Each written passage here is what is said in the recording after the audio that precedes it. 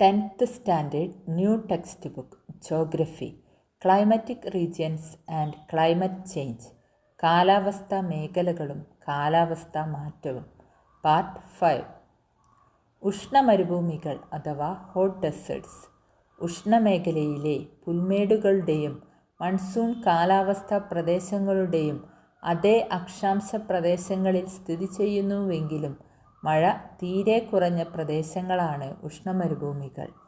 ഭൂമുഖത്തെ ഏറ്റവും ചൂട് ഏറിയ പ്രദേശങ്ങളാണ് ഉഷ്ണമരുഭൂമികൾ. ശരാശരി വാർഷിക താപനില 30 ഡിഗ്രി സെൽഷ്യസ് ആണ്. സഹാറ മരുഭൂമിയിലെ അൽ അസീസിയിൽ രേഖപ്പെടുത്തിയ ഉയർന്ന താപനില 58 ഡിഗ്രി സെൽഷ്യസ് ആണ്. ഉയർന്ന ദൈനിക താപാന്തരം മരുഭൂമിയിലെ കാലാവസ്ഥയെ ഏറെ കഠിനമാക്കുന്നു. മരുഭൂമി പ്രദേശങ്ങളിൽ വാർഷിക മഴ പൊതുവെ 25 സെൻറ്റിമീറ്ററിന് താഴെയാണ് ലഭിക്കുന്നത്.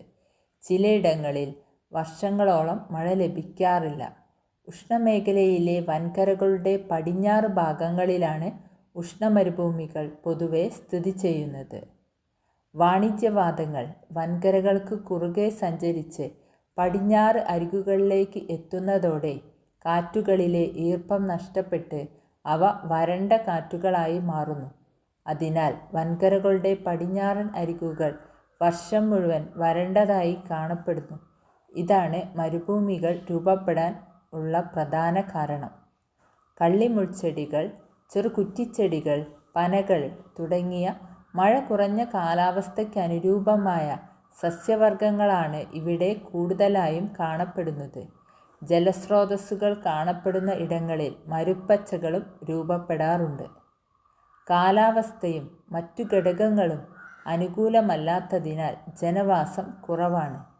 എന്നിരുന്നാലും തദ്ദേശീയ ഗോത്ര സമൂഹങ്ങൾ മിക്ക മരുഭൂമി പ്രദേശങ്ങളിലുമുണ്ട്. കലഹാരി മരുഭൂമിയിലെ ബുഷ്മൻ ജനവിഭാഗം ഇതിന് ഉദാഹരണമാണ്.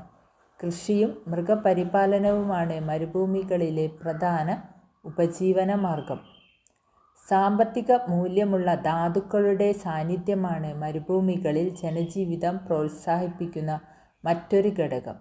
ഓസ്ട്രേലിയയിലെ സ്വർണ്ണ ഖനനവും അറ്റക്കാമ മരുഭൂമിയിലെ ചെമ്പ് ഖനനവും ഉദാഹരണങ്ങളാണ്. സഹാറ മരുഭൂമിയിലും അറേബ്യൻ മരുഭൂമിയിലും പെട്രോളിയം ഖനനം ചെയ്യുന്നു.